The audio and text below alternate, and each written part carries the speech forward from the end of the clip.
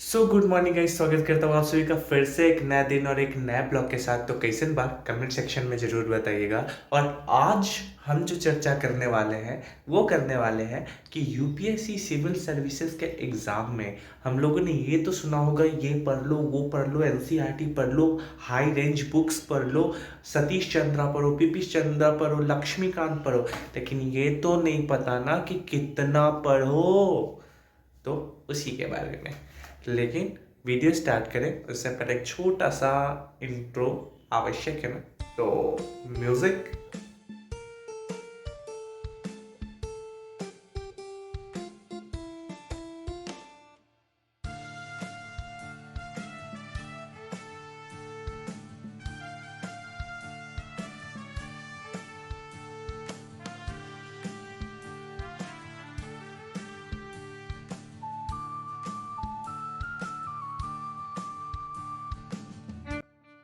Day 23 out of 365 days challenge.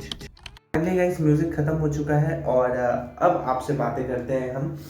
Sorry, थोड़ा सा आवाज़ भारी लग रहा होगा क्योंकि मौसम चेंज हो रहा है और सर्दी के कारण गले में थोड़ा खिसखिसाहट है। तो विक्स जंबो खाओ, लंबी राहत पाओ। कर नहीं सकता, वो सिर्फ एडवर्टाइजमेंट में ही होते हैं भाई। फाइनली आ चुके हैं हम इंट्रो के साथ और आप मेरे हाथ में देख रहे होंगे कि यूपीएससी सिविल सर्विसेज का सिलेबस। तो यूपीएससी सिविल सर्विसेज का जो ये सिलेबस है, अब इसके बारे में आज हम बात करने वाले हैं। हम लोगों ने सुना होगा कि इस टाइप्स के बुक्स पढ़ लो, आपके लिए बेनिफिशियल होंगे। तमिलनाडु बोर्ड पढ़ लो, सीबीएसई बोर्ड पढ़ लो, हाई लेवल्स बुक्स पढ़ लो, लेकिन ये हम लोगों को नहीं पता कि कितना पढ़ना है। तो वेलकम, स्वागत करता हूँ मैं अभिषेक महाक्ष आप सभी को अपने वीडियो में।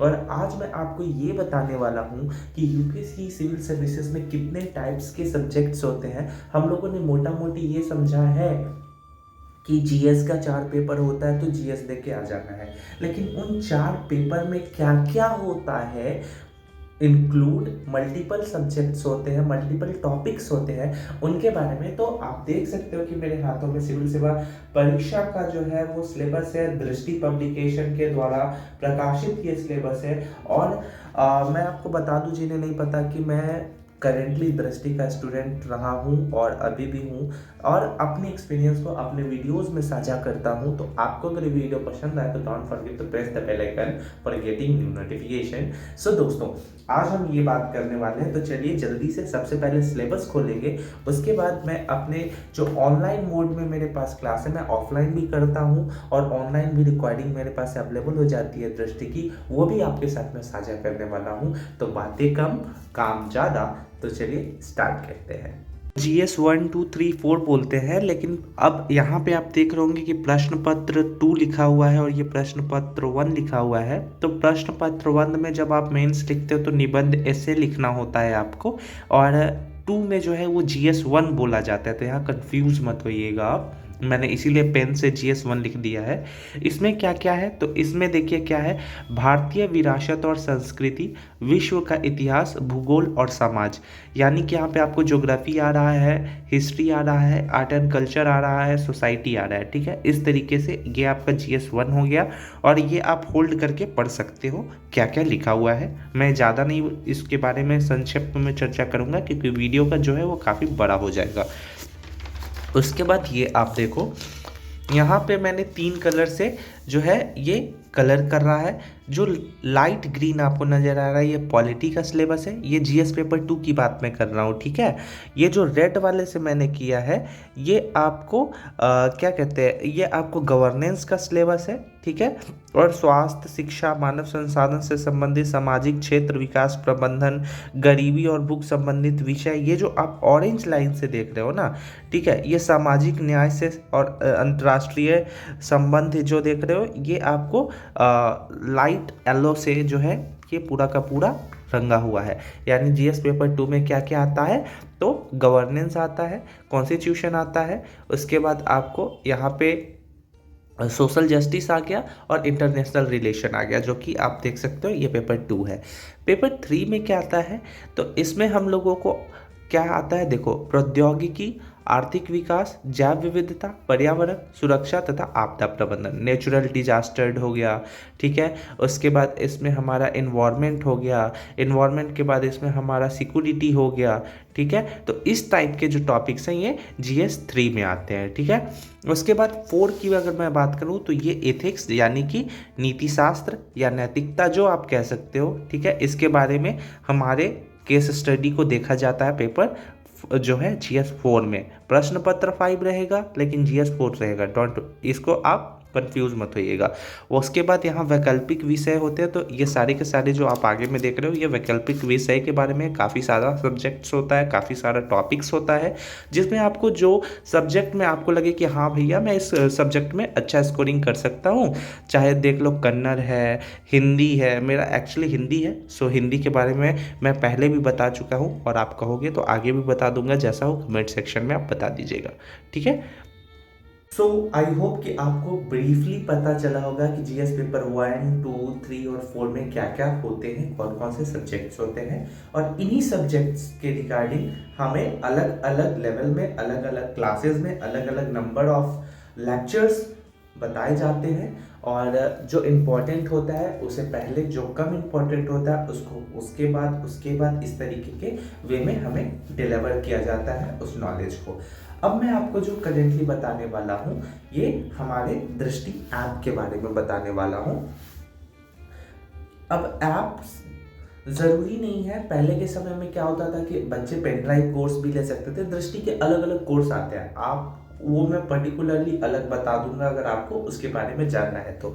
मैं बेसिकली ऑफलाइन स्टूडेंट हूँ, मैं दिल्ली सेंटर का स्टूडेंट हूँ, ठीक है, तो मैं वहाँ से पढ़ रहा हूँ। लेकिन जब कोविड पैंडमिक आया था ना, तो उस समय दृष्टि ने उन बच्चों को भी ऑनलाइन सर्विस प्रोवाइड कराए थे जो वहाँ ऑफलाइन पढ़ते हैं, जिस कारणवश वहाँ पे नहीं क्लास कर पा रहे थे, तो उनको कहीं ना कहीं लॉस ना हो जाए पूरे एकेडमिक सेशन का, इसलिए उनके लिए ऑनलाइन सर्विस प्रोवाइड कराया था अपने दृष्टि ऐप में, ठीक है।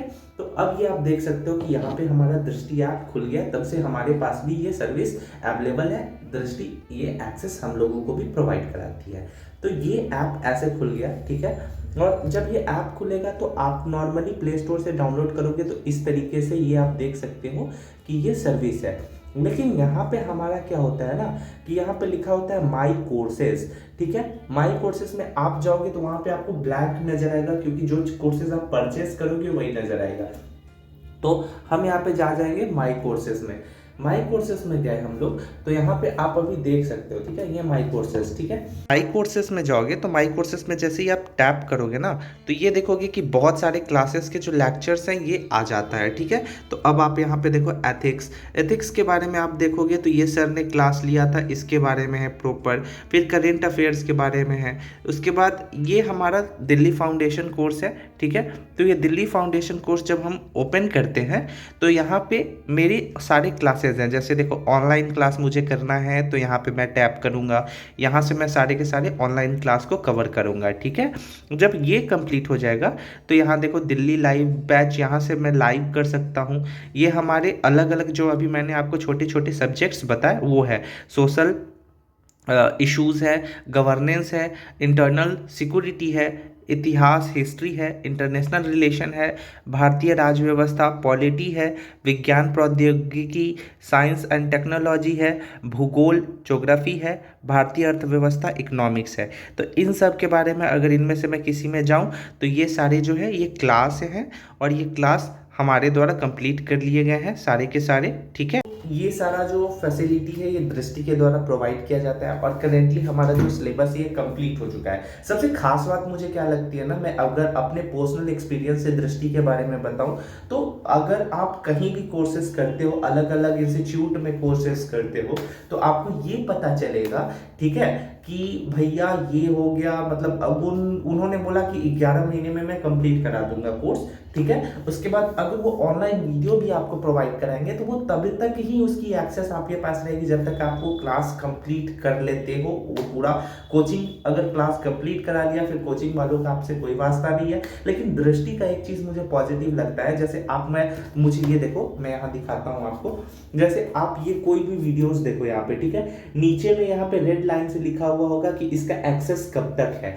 तो टोटल ये 2 साल 1.5 साल तक एक्सेस देते हैं। अगर मान के चलिए कि आज के डेट में आप एडमिशन लेते हो तो आज के 2 साल तक आपके पास ये सारे वीडियोस का एक्सेस रहेगा। तो ये एक बेनिफिट मुझे लगता है कि दृष्टि वालों के द्वारा प्रोवाइड कराए जाते हैं बच्चों को, ठीक है।